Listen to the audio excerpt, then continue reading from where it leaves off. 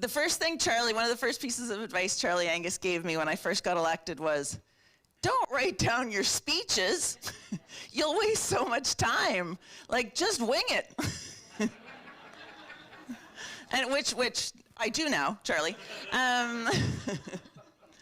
But also I will say, you know, I was the whip in the last parliament.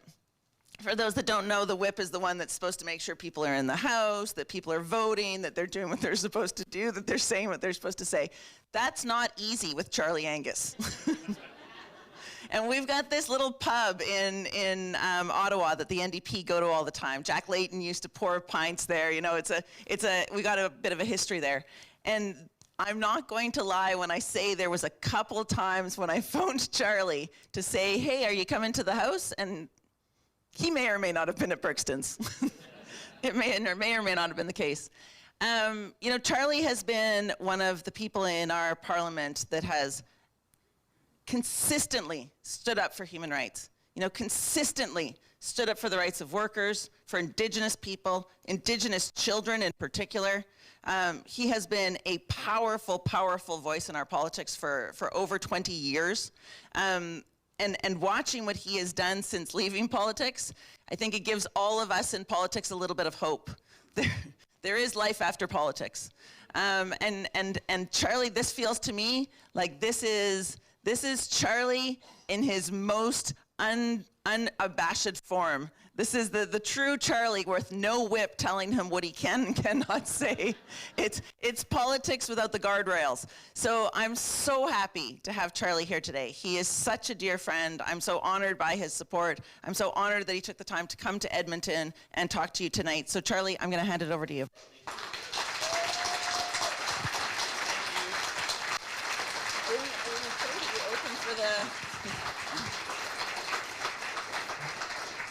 That's not true about Brixton's. It was just so stupid in there. I just couldn't sit there for another minute, so I said that I wasn't feeling well. And then there was a vote, and then you have to vote on the app, and they called me and said, we can see that your app, from the app that you're sitting at Brixton's. And so there were reasons. Listen, I am thrilled to be here. This is such an important moment for Alberta, for our country, and for what's left of my party that almost died by the side of the road in the last election, and I'm just going to be bloody honest about it. It was a disgrace that happened, but we'll get to that later, because I'm here for Heather. It's important now because of the threat that we're facing, and Alberta is ground zero. Alberta's ground zero in the threat that's coming at us, and Alberta is ground zero in the resistance. What you are doing in Alberta is so inspiring, and it's something that has to be talked about across Canada and across North America in terms of how we build resistance and how we stand up and how we secure our democracy. That's why I'm here. So I want to thank you for that.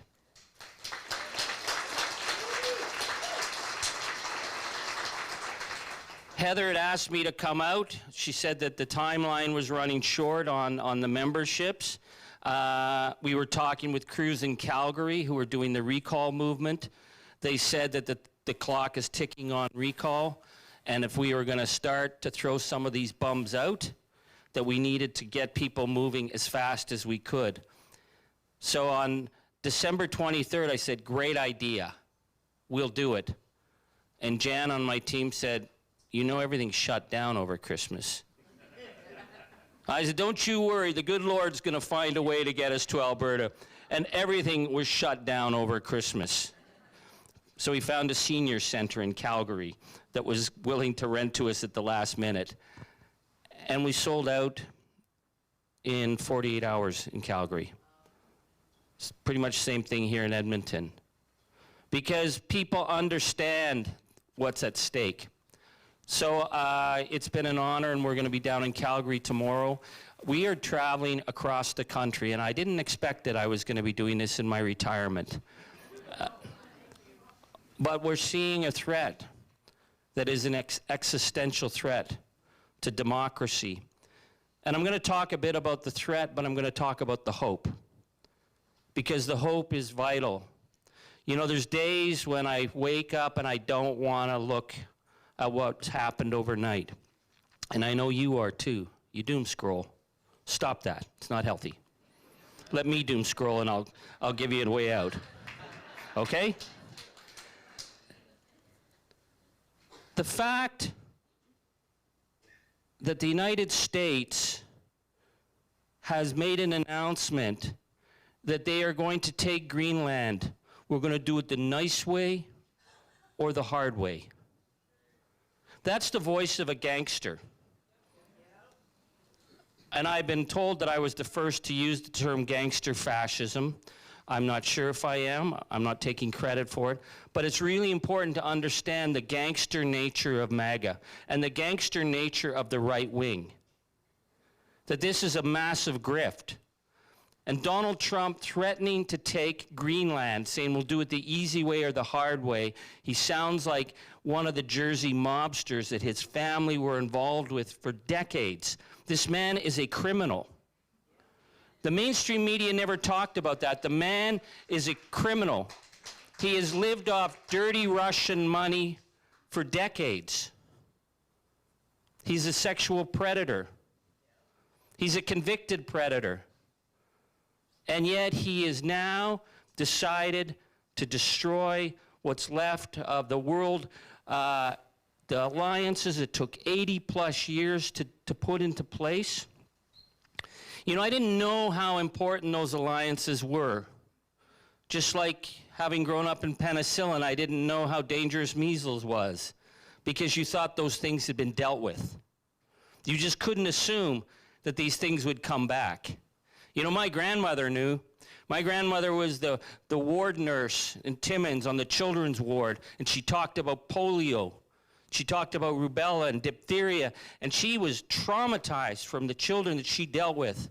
And I would say, oh, Nanny, that was back then. She'd say, you have to remember.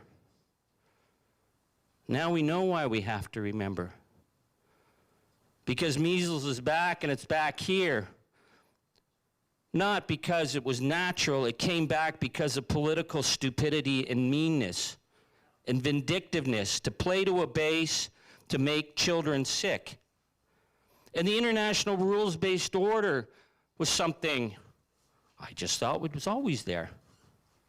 Well, it wasn't. And I didn't know that until I was at Juno Beach with the veterans and seeing the graves. It changed how I saw politics forever. It changed me in everything I did after that. I was walking through that graveyard at Benny-sur-Mer and seeing the names. Regina, Regina, Regina, Winnipeg, Winnipeg, Winnipeg, Montreal, Montreal, Montreal. Seeing 11 million people population that sent our kids over there to fight and to die. The immense sacrifice. Like, you have to see how many people we lost. And we never talked about it. Our fathers and our grandfathers came home, and it was never talked about. The Americans came back, they were the greatest generation. You know, the Band of Brothers, we heard all their war stories. I have no idea what my uncles did. All I know is that they came back, and all of them died young. So we didn't know about the international rules-based order, so we assumed it would remain. And now it's under threat because of a gangster. Well, actually, because of a couple of gangsters.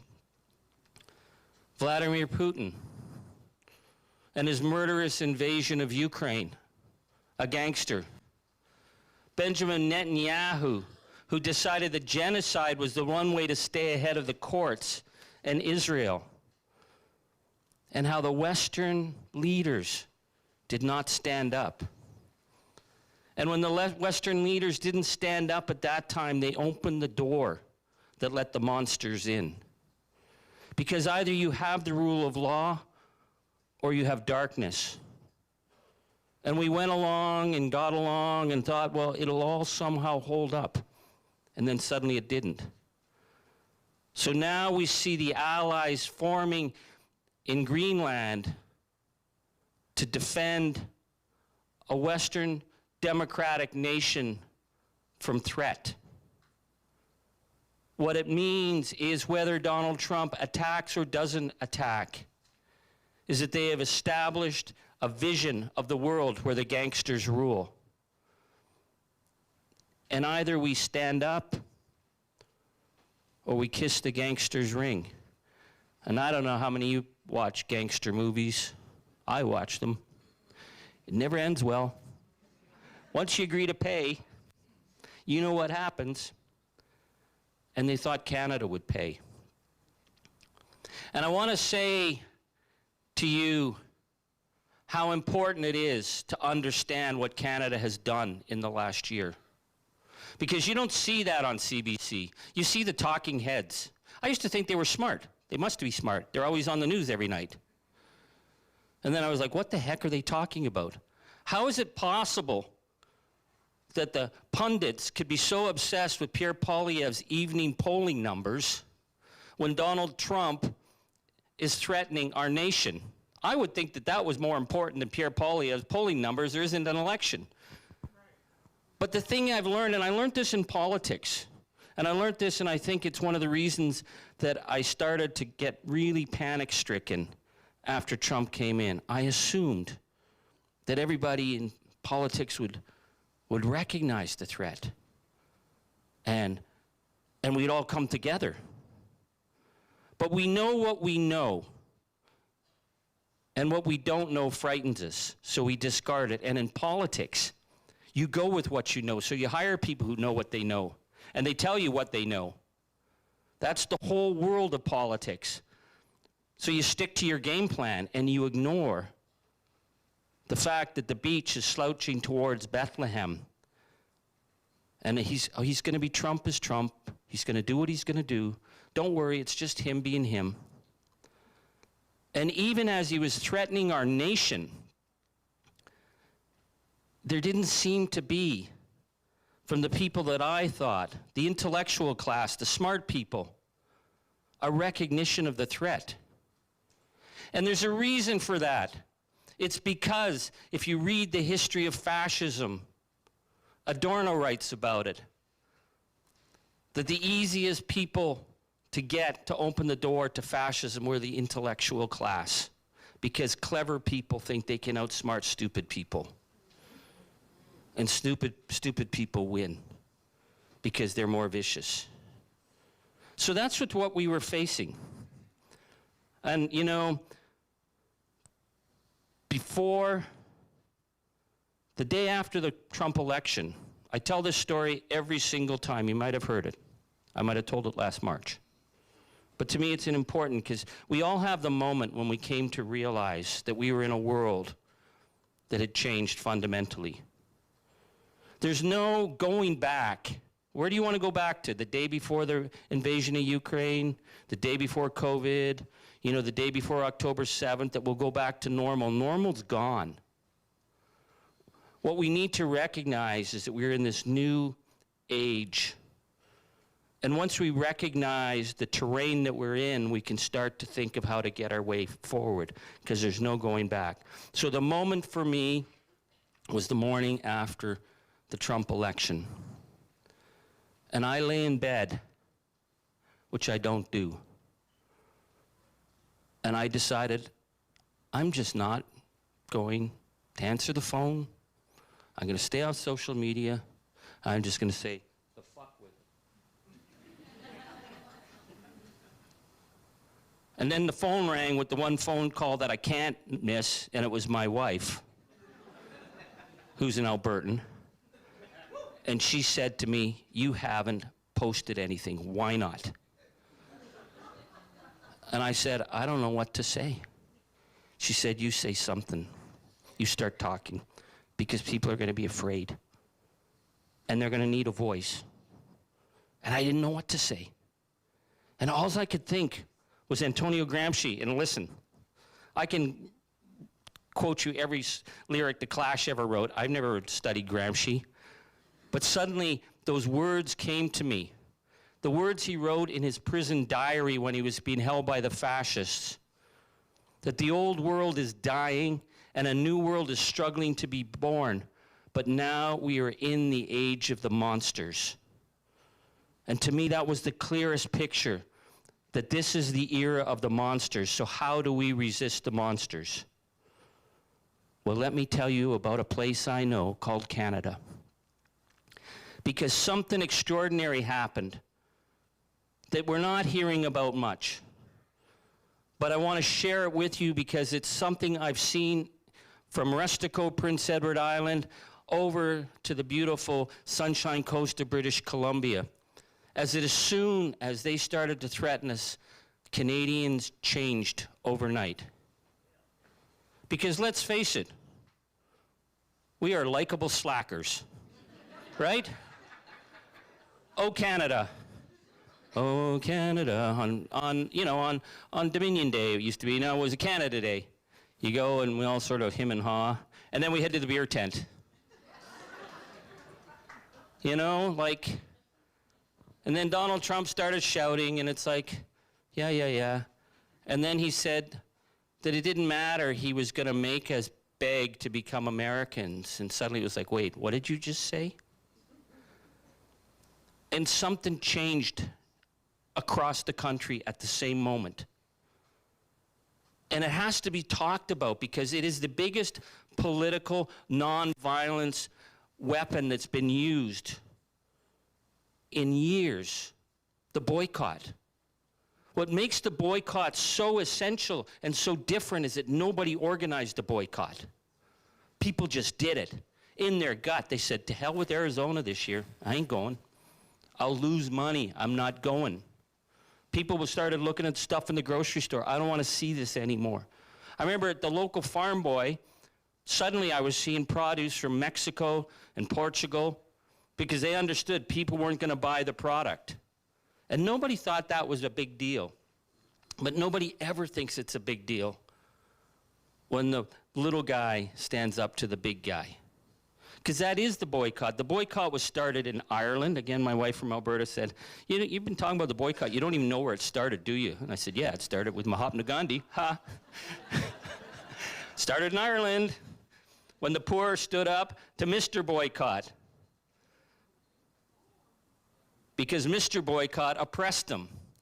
And they used their collective power as a people to just make the guy disappear. You know, when his coach broke down, too bad, nobody around.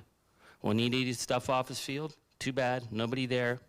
When he went into stores, too bad, nobody saw him. The boycott became a tool. And Mahatma Gandhi, how did you stop the British Empire with their ships and their guns? You just withdrew your support.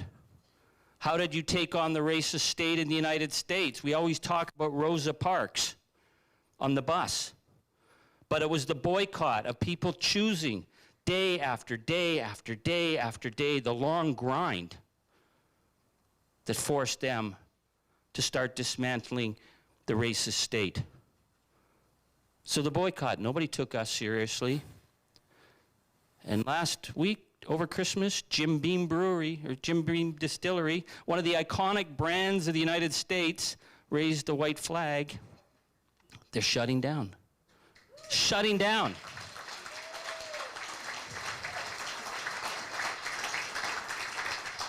The American export market for wine dropped 96% last year. There's not even a term, there's not even an economic term for something that devastating. We wiped out billions of dollars. We wiped out iconic industries because Canadians said, no, you are not going to push us around.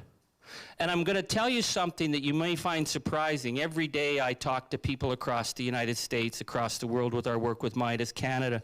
The amount of people from Kentucky who've written to me and said, my son lost his job at this distillery, but you have to keep going because it's the only way we're going to get our democracy back. I've heard that in California. I've heard that in Arizona and Florida, people write and say, Charlie, we keep track. There's no Canadian license plates. Keep strong. It's hurting our economy, but we need to break them. So that's the power of the boycott, the billions of dollars that we pulled out from their tourism economy. What we pulled out and shifted. So it makes me think of something. We were defensive and we were panicking. When I came here last March, we were elbows up, oh my God, we're all going to do this. We thought, I think, plan A was, we'll jump and shout enough and the Americans will realize, oh yeah, the Canadians are likable, why are we fighting with them? Well, they're fighting with us because they are serious about taking our country. But a year later, we are way tougher. We are way tougher than we were then. We are way more determined, and we're starting to understand that this is a long-term battle that we're in here. This is a battle about democracy. It's a battle about who we are as people. There's a reason they hate us. All those white incel dudes down there, because we are a nation that believes in diversity, because we aren't afraid of diversity, we embrace it. We believe in equity. We believe in inclusion, and we believe in the rule of law, and we will fight for it. That's what freaks them out. They can't have that on their border.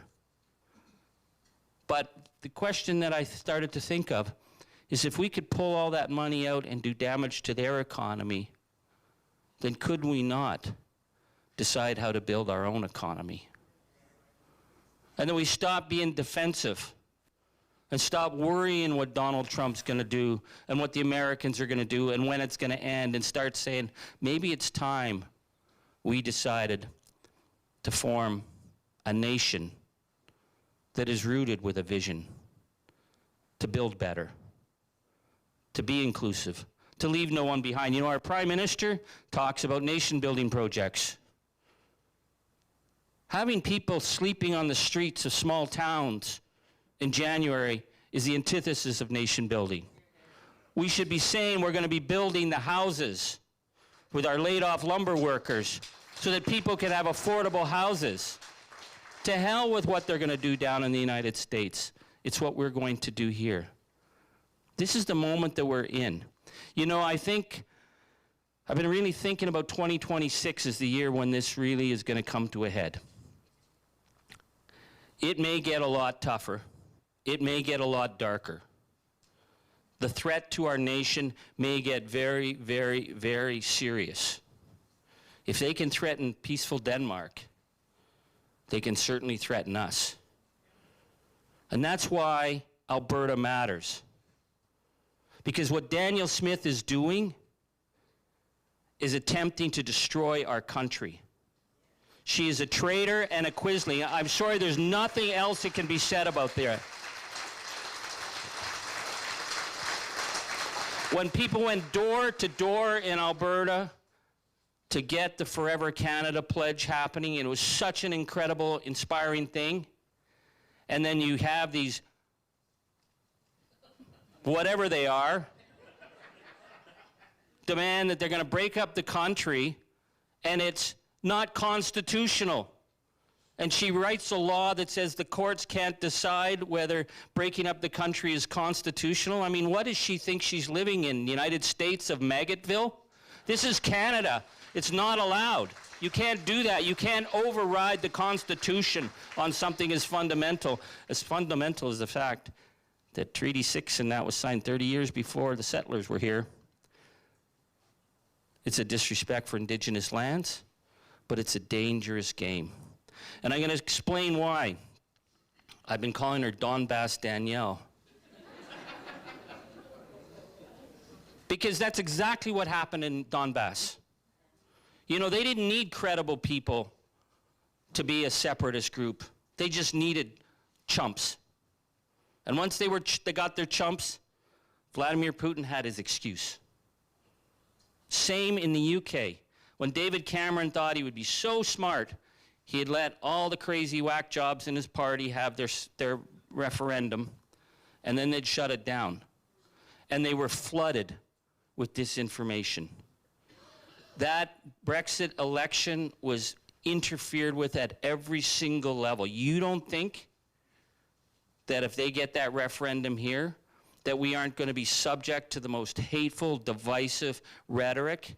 And then even when it is defeated, that Donald Trump won't say, hey, that was a fake election, and we have to go in and defend our people. That's the game she's playing, and everybody knows it. That's why what you're doing matters. That's why the recall matters at this time. We have to draw the line here, because there's no place in the country that loves Canada more than people from Alberta. You are the front line, and we need you, and Canadians need to know that you will do the job, because I know you will do the job. Listen, I'm married to an Albertan, man. When she makes up her mind, it's like, it's just done. That's like, I can say what I want. That's why I'm here. That's why I'm going to be coming back. So we need you to get on the recall. We need you to support a vision of restoring democracy, of restoring trust, of restoring public health care. Alberta was the gold standard for health care, public education. It's got to stop here. This is the line. They step no further. This is the line. You've crossed it. You come no further. That's why Alberta is the front line. That's why I'm here. So I want to thank you for that. And I want to say why I'm here to be supporting Heather McPherson.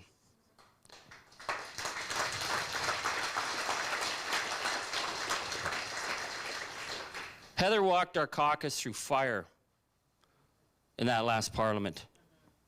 She was the one who got Parliament moving on Ukraine. It wasn't the Conservatives, it was Heather. Heather got us through on Gaza. It was fearless. It was fearless. I have never walked into the House on an evening vote and seen a government collapse before my eyes.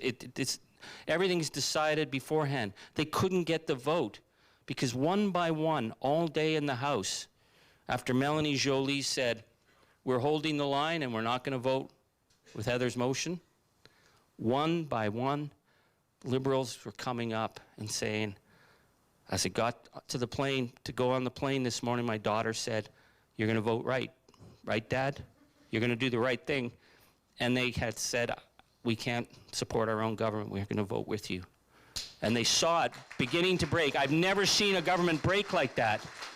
It's because she brought the moral vision. This is about a moral vision of who we should be as people. You can't let children starve. End of story. But I want to also say, in terms of the New Democratic Party, and I ran for the party leadership. I still got the T-shirts and the scars. One of the things I love about New Democrats, one of the things I hate about New Democrats, it's all the big ideas.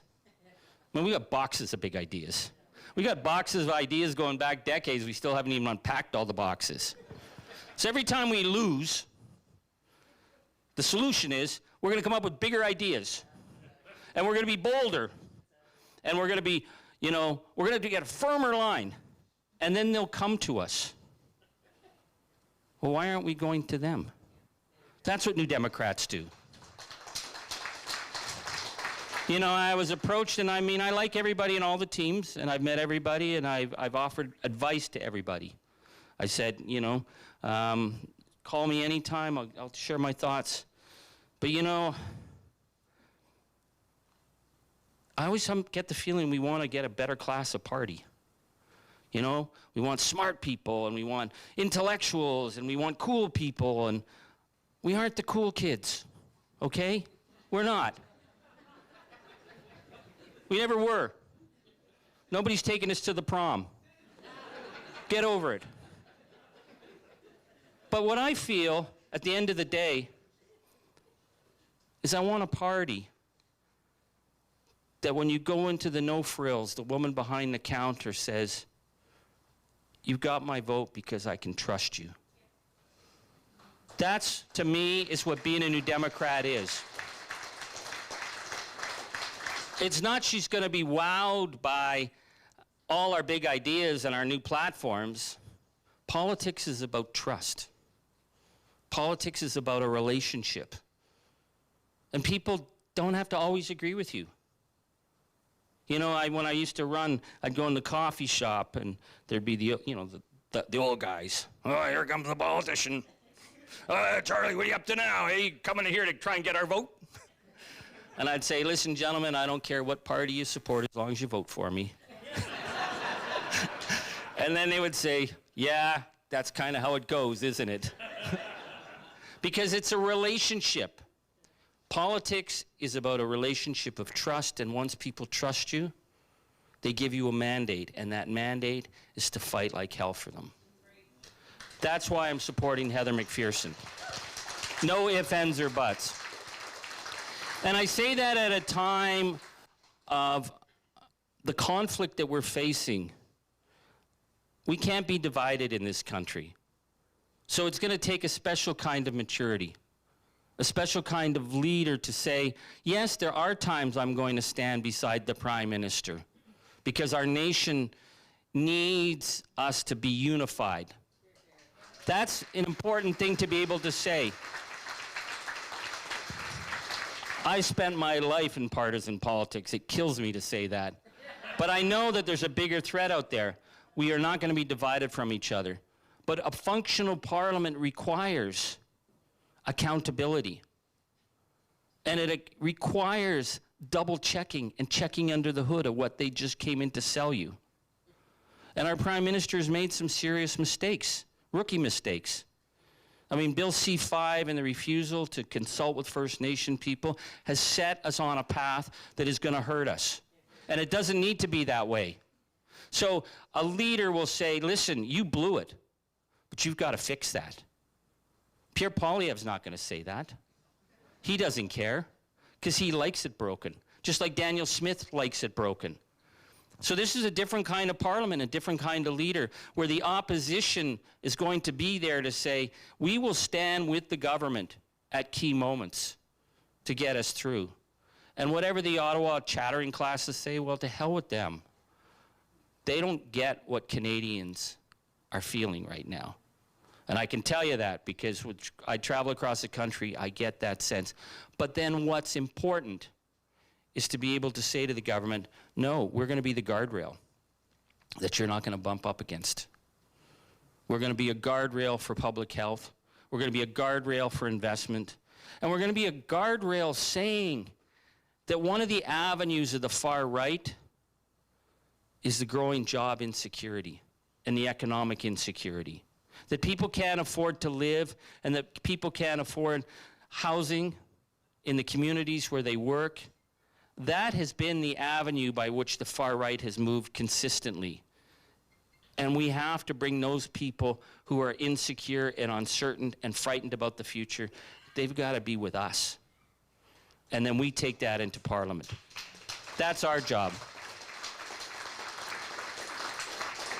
So that's why I'm here. I want to say that I didn't expect I'd be doing this, but then I didn't expect that I'd be dealing with fascists in my 60s. But bring it on, motherfucker. Not on my watch. Not on my watch.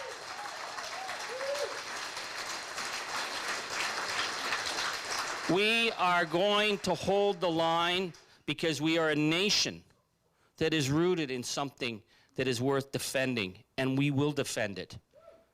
We will stand up for a vision that people around the world call me every day and they say, we are watching you, Canada. You're inspiring us. We believe that we can do it because you're doing it. We're holding a line that's a fragile line, but I can tell you that the world is counting on Canada at this time, and we will deliver because we come from a long, long line of fascist fighters, right?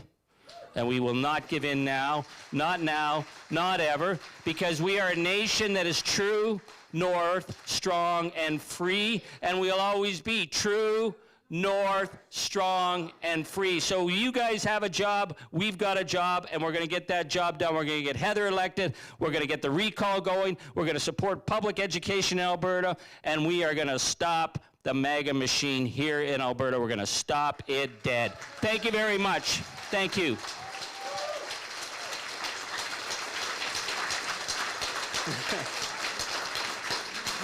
Thank you.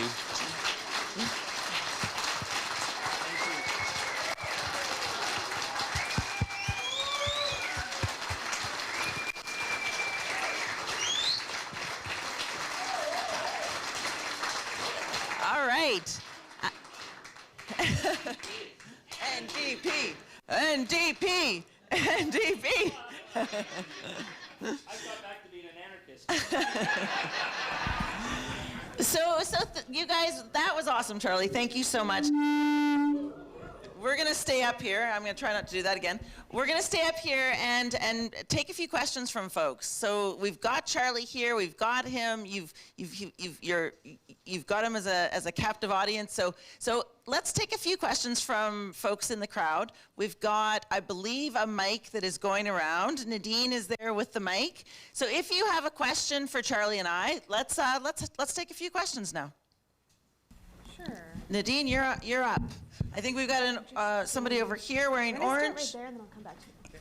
We've got somebody here up at the front. There was a person over there waving in purple. I'll hold your mic. Good evening, everyone, and thank you so much, Heather. And we love to see you as the leader of NDP party. I met Heather through our Sudan Lobby Week in Ottawa, and when I say that she's the right person for the job as the NDP leader, that is true. Heather is a very great person, smart, caring, and everything. So I have one question. All this evening, people talking about the situation in Ukraine and Gaza and Venezuela, but Sudan is forgetting. Yeah. For sure, like as a Sudanese people, that is hurting us so much. And we are see that is the Canadian media, they never brought Sudan situation anymore. And also our government, liberal government is also forget us. Yeah. So what the NDP will do after you be elected as the new leader to care in the situation of the Sudan and how we can make a peace coming together? Yeah, thank you. Thank you. I don't know why this is happening. Anyone? Oh, there we go. I think we're okay. Sorry, everyone. I hope your ears are okay. So thank you. First of all, thank you for that question. This was one of the things that for me was, one of the most shocking things when I started to be the foreign affairs critic. So we know the war in Ukraine started. Russia illegally invaded Ukraine, and the Canadian government said unlimited Ukrainians could come to Canada to flee violence, and that's, for me, I was so proud of our country at that moment. But then we heard 90,000 Afghans can come. And then we heard 5,000 Palestinians could come. And then we heard 500 Sudanese could come. And I don't know about you, but that sounds an awful lot like putting a price tag on a human life. And that somehow the foreign policy in this country has meant that some people's lives mattered more than others. That all of a sudden, human rights weren't human rights for every single person. They were human rights for some and not for everyone. And that's not the Canada I believe in. We don't need to be going down a path where our foreign policy in this country is a pale shadow of what Donald Trump is doing and what the US does. We have got to be the Canada we should be. Folks have heard me say this before. Lloyd Axworthy took me aside in Ottawa and told me that the New Democratic Party is the only party with a morally defensible foreign policy. And it is because we recognize that human rights are human rights, and we have to be doing what we can to protect everyone equally. We have to recognize that equally. So for Sudan right now, first of all, let's stop sending weapons to the countries that are fueling this conflict. let's have the bravery to speak about this, to talk to people that, you know, we should be talking to those that are feeling this conflict and demanding that they respect human rights. And our government is not doing that, because right now we are prioritizing trade over all other relationships, and that's not Canadian. That's not the future of Canada that I see. So there are things that we can be doing, that we should be doing. We should be making sure that we're using our diplomatic tools, that we're using all of those things. You know, I'm not opposed to an increase in defense spending. Up to 5% was way more than this Prime Minister asked us for in April. But don't do it at the same time that you cut $2.7 billion in international development. Don't do it at the same time that you don't live up to your obligations on peacekeeping. The same time that you're cutting diplomatic ties. All of those things are tied, and we need to be working on all of those things. And that's some of the solutions that we can bring forward to conflicts like we see in Sudan.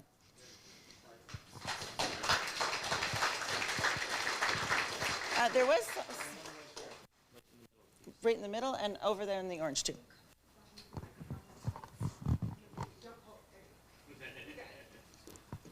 Don't do it. Okay, I got you.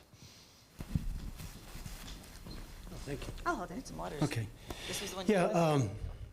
first of all, I want to thank Charlie and Heather for the work you guys do. And please give them another round of applause, because it takes a lot. It takes a lot to put yourself out.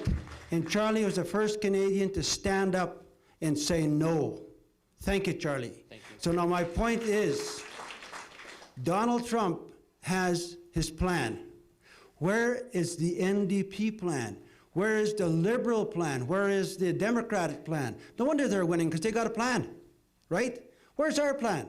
And now we say, what should that plan be? In my opinion, that plan must be to build a democratic government here in Canada based on the principles of democracy. And let me tell you what the 4 significant principles are. The first one, you must have, men and women must be equal. Second one is you must have government for the people, by the people, and of the people.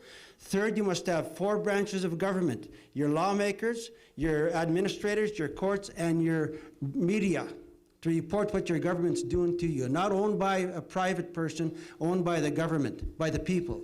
And the last principle of democracy is, in your legislature, you must have 2 houses, one seated by men and one seated by women. And every law must be approved by both houses. If we don't have that, they will take over Alberta and Canada. I wish you all the best. Thank you. Well, thank you. I'm going to keep it very short. I think the defense of our country is the defense of democracy. So we have to be willing to face the external threat. And we have to be ready to face the external threat. Again, I spent my whole life as a peacemaker, but we have to be ready. And we have to have a plan, and that plan has to be coherent, and that plan has to include people. You know, they're talking about a 300,000 person civilian defense force. I bet we can get 1 million without blinking. But what it has to be, it can't be this, you know, top-down thing. Like, think of the Rangers. If you're in the far north, the Ranger communities and the junior Rangers in all the Indigenous communities I worked in, they are the front lines of everything. And they're grassroots, and they're trained up. And so we're talking about communities. We're talking about neighborhoods. We're talking about helping people in emergencies and in wildfires. People are ready to step up. And what are we stepping up for? We're stepping up to defend our democracy. So you have a much more complex understanding of democracy than I do, sir. You know, I opened for the dead Kennedys and then went and got elected. But these are the conversations that we need to have. So we have to be willing to defend our country, but we're defending democracy. So that's what this is about. So, okay, we got some more questions? great. Thank you. Yeah, I'm Amy Kaler. I've been in Edmonton for 25 years. I'm a constituent and a volunteer with Heather. And Charlie, I think you and I may have overlapped sometime in the 1980s in the anti-apartheid movement. I think we had similar circles. My question is probably not as exciting as many of the points that have been brought up already, but it's something that I think could potentially save us a world of hurt down the road, and that is proportionate representation. Can I just hear a bit more about what the NDP, led by Heather McPherson, is going to do to make sure that this very good thing becomes a standard operating procedure? Yeah. Thanks, Amy. And Amy is one of the best volunteers, has been so supportive on all of my campaigns, and so thank you for all of that, Amy. If anyone wants to ever go door knocking with Amy and I, feel free to sign up. Listen, all of us feel that we need to change our political framework, that electoral reform needs to happen in this country. And I'll tell you why. The system that we have in place right now drives us to the outside. It drives us to the edge. Pierre Poilievre doesn't worry about what people in Canada think. He just needs the really angry people on the far right. He's just mobilizing them. And we see the exact same thing in Alberta. Danielle Smith just needs her really, really ragey guys over there on the far right. And so instead of bringing us together so that we're working together, we get spread apart. We get further apart. And it also allows, what's the thing that we hear every single election, across this country from the Liberal Party?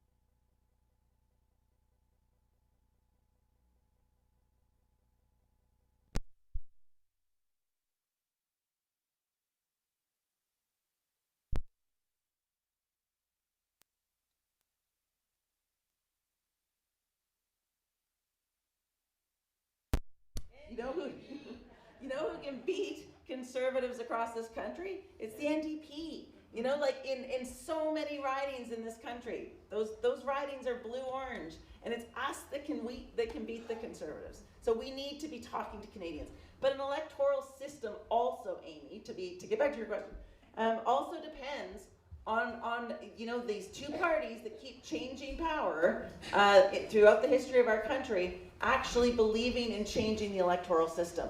And unfortunately, we have people like Justin Trudeau promising us over 1,000 times to change the system, and then as soon as he's in power, didn't. So we do need to change it. Other countries have vastly better electoral systems than we have.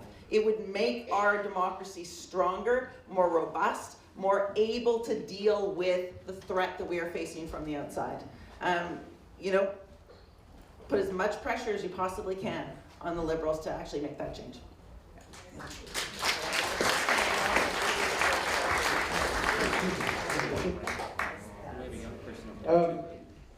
Heather, first of all, I'd like to say to you best wishes and hope for success in your leadership bid. I really do.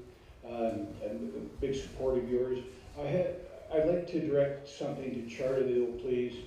If you recall, Charlie, when the U.S. invaded Iraq in 2003, I can remember Donald Rumsfeld talking about the major U.S. networks embedding with the troops and the battalions, etc. And at that time, I think the CBC didn't go that way. I mean, obviously not an American media organization, but it seemed to me that the CBC stood up and said, we're not doing that. We're going to report the truth. And so, in fast forwarding to today, I just see, more so in the States and here, I believe, but a reticence or a fear of the big media companies to really tell the truth about what's happening, not just around the world, but in North America.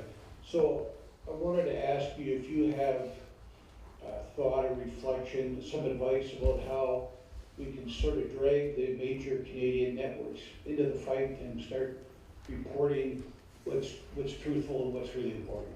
Thank you very much. God bless. Say truthful too, Jerry. The traditional media have absolutely failed us in terms of dealing with the fascist threat. Yes. They're a complete failure because it's he said, she said. I'll tell you this funny story. So I've been ghosted by CBC, CTV since I started dropping F-bombs. Fascism. When you started. Fascism. No, they used to have me on all the time. And one night, it's a funny story, but we all went, my daughters, we all went to Oasis, and we were on the subway coming back, and it's packed, like you're like sardines. And 2 Hill journalists see me, and they're like, oh my God. And for 6 subway stops at midnight, they peppered me with questions. Like hard hitting questions. And I finally said, why do you guys care what I say? I haven't been on your show in like 7 months. And the woman said, what if you're wrong? I said, wrong about fascism? Man, I would be the happiest guy in the planet. I said, I would be doing a victory dance to be wrong. But you wouldn't be asking me questions at midnight if you thought I was wrong. That's the question. So, and it's not about beating up on the media. I mean, we have National Post who've taken over all the newspapers in the country, and they're run by Americans. So they're the, I mean, if you want to get the latest news on the Alberta separatist movement, look at the National Post. But CBC is afraid, you know, because they have to have 2 sides. So if someone calls them fascists, what are you going to do? They can't have Charlie Angus talking about the fascist threat, because someone will have to say, well, they're not really fascists, you know. I mean, fascists wear gray suits, and they don't have Botox and baseball caps. That doesn't look like fascists. What's happened is that people have looked elsewhere. And I'm just going to talk about my relationship with Midas Touch. Yeah. Yes. Yeah. I had no idea what Midas Touch was. The only YouTube videos I watch are like, I posted a great one of Jerry Lee Lewis at the Star Club in Hamburg today. I watch music videos. I don't watch talking heads. After the Trump election, I decided I wasn't going to waste another minute in Parliament asking stupid questions to stupid conservatives about stupid bills that nobody was ever going to pay attention to. That every moment I had left in Parliament, I was going to speak about fascism, I was going to speak about the authoritarian threat, I was going to use my moment as my parliamentary career was disappearing. And I wasn't doing it to be noticed because I didn't think anybody would notice. I wanted to have it on the record, the historic record, because it's really important, having studied fascism. People have to say it was spoken up. And suddenly, literally, the city bus is stopping in the middle of Elgin Street in Ottawa, and they go, way to go, Charlie! And I'm like, for what? And they go, loved your speech. And I'm like, you watch the parliamentary channel? And what was happening was these guys down in Los Angeles were showing my parliamentary speeches. And who were they being watched by in Canada? Such a cross-section of ordinary, everyday people that had stopped watching the evening news because they weren't getting the information, but there was a hunger for it. So when they started, Ben Masiles was like, you've got to start Midas Canada. It's like, I ain't doing that. Like, I'm not doing that. And then I realized we suddenly had an opportunity to speak outside of the realms of the national media and all those other forms to touch people in rural part of Canada, urban. I've got all these people in Francophone Quebec who watch. They don't watch English voices in Quebec, I can tell you that. They're watching because they need to know where there's true voices. So one of the things that I do is I try to give people facts. But the important thing is we've got to take that ecosystem that the right just took control of. They took control of that ecosystem. We've got to take it back. So I don't know what I can say. I think a CBC mandate review is long, long, long overdue to restore vision for our national broadcaster. We have to have a national broadcaster, but I don't think we should continue to pay if there's no vision. There has to be a vision. So that's something, but I'm not in politics, so I don't have to worry about that. So I think we'll take 2 more questions. We have someone here, and I want this young person over here because I think we got to hear a young person's voice.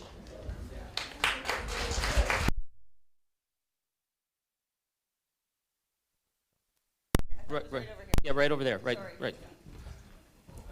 Oh, I was saying we'd take 2 more, so anyways. Hey, Charlie. One of my biggest questions for you is, does it concern you that Mark Carney used to be an international banker? Like, I have very serious ethical problems with banks, like both for practical and religious reasons. That's an excellent question. You know, I don't know if you saw my Midas Canada piece on the head of the Bank of Nova Scotia saying what a great idea it was that the Trump doctrine is going to start threatening countries because the good old days are coming back.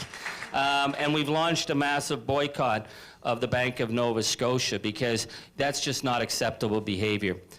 Listen, I'm going to say this about Mark Carney. At a moment when we were facing crisis, Canada was looking for a wartime prime minister. And our guy didn't step up. And Pierre Poilievre, whatever. So now he has to be a wartime prime minister. And we have to insist that he's a wartime prime minister. There's things that Mark Carney's done that have been very progressive and interesting. There's things he's made serious mistakes on. My concern with Mark Carney right now is he needs to talk to the Canadian people. If you're going to be a wartime prime minister, you have to remind people why I'm doing this and explain to them so that they build trust. Because he's a super smart guy, but super smart guys don't tend to do well in politics because they're super smart guys. So the fact that he's a Goldman Sachs banker, I would normally be keeping that definitely on the top of my to-do list to keep an eye on. But again, he ran on the promise of being a wartime prime minister, and we are pretty much in wartime. So I'll just say, Winston Churchill. I've been thinking about Winston Churchill a lot, and that's put me in a lot of trouble with my granny.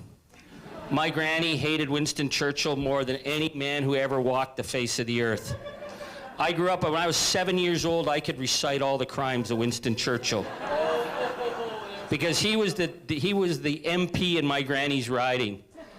And he bragged that he would watch the grass grow over the factories of Dundee. Because they said all those young working class militant Protestants, that's the orange side of my family, came back after the First World War and threw him out because they never forgave him for the deaths at Gallipoli and other stuff. So Mark Carney, Winston Churchill, but Winston Churchill, when you needed a wartime prime minister, he stepped up. So when I'm quoting Winston Churchill all the time now, I'm thinking, someday, if I get to heaven, my granny's gonna have a reckoning with me. I know it. She was fierce. But Winston Churchill said, and I've been using this quote a lot, and I use this when I think of Trump. Churchill said to Hitler, "You, sir, you do your worst. We will always do our best." That's what we will do. So, okay.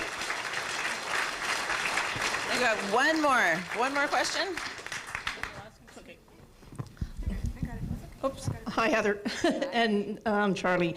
I introduced myself as Maggie McGinn. I'm the daughter of our federal member of, she's the Liberal Secretary of State for seniors.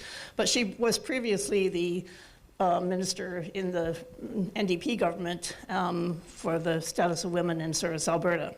She was one that got the X designation put on legal documents in Alberta, you know, and something that I think hopefully most at least NDP people will support. And when we talked about the representation by population, I mean, my father was a World War II veteran who was, you know, part of the invasion of Normandy and was injured in the war. He was a Liberal supporter all his life. My mother, when she came over from England, and they lived on Amherst Island, which is a small island off the coast of Kingston, she voted CPP, and they knew who voted because there was only one new resident. So the precursor of it. So I was, you know, I've been brought up Liberal NDP, like left. You know, my father. I remember our family of 11 living on his wages as a, you know, during a strike, you know. So I'll vote Liberal, I'll vote NDP, I'll vote whoever is ABC. And that's what I'd like us to be able to do. But I also want a very strong opposition. And so, you know, I wish that the NDP had been that strong opposition. So I support the NDP 100%. I also support the Liberals 100%. I just want a strong government and a strong opposition. But That's can great. we please, That's- yeah. can we please stop the Ottawa rhetoric? Because that's creating more could we just use, instead, drop the word Ottawa and start using federal versus, yeah. So thank you. First of all, your daughter, your other daughter, is often the person who serves me when I buy groceries at Safeway, and she's an excellent athlete, and I'm really proud to be her friend. But let me talk about this a little bit. Listen, I'm an opposition member of Parliament. You know, my job is to hold the feet of our government to the fire. My job is to hold this government accountable. That's why we need to, like, listen, I mean, I get it. I get the message that this is uncharted territory. And I get that. I'm really proud of what we've done as New Democrats to increase dental care for 6 million Canadians across this country. You know, I am so proud of the things that we were able to get accomplished when we worked with the Liberals. But my job is to hold them accountable. So I am going to call out Mark Carney when I don't think he is doing the right thing, because it's my job. You know, when he promises to spend twice as much on housing during a national housing emergency than he gave us in the budget, when he lays off 15% of the public service when people can't get the services they need, those are things that's my job to call them out. That's what I do. That's what I do for a living until I'm government, frankly. So listen, we're going to continue to do that. We are not the same as the Liberals. New Democrats are not the same as the Liberals.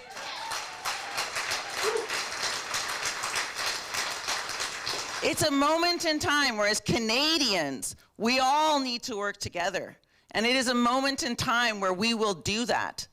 But as a New Democrat, I am a progressive that will stand up for the progressive values that New Democrats all across this country are fighting for. And so for me, that's very, very important that we recognize that. Thank you. And I think we're going to... Okay, we'll just do that.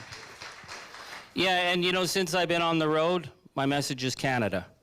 And one of the messages I've been getting, I am amazed at how many people from many parties are coming and saying, we've got common values. And that's what I'm here for, and that's why I continue to do this. But part of those common values is establishing a credible House in Parliament. And after watching Pierre Poilievre for 21 years, I'm done with that guy.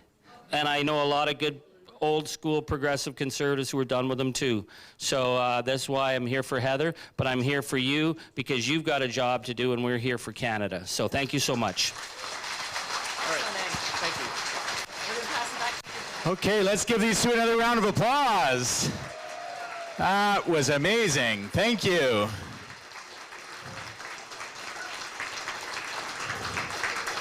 Thanks, everyone.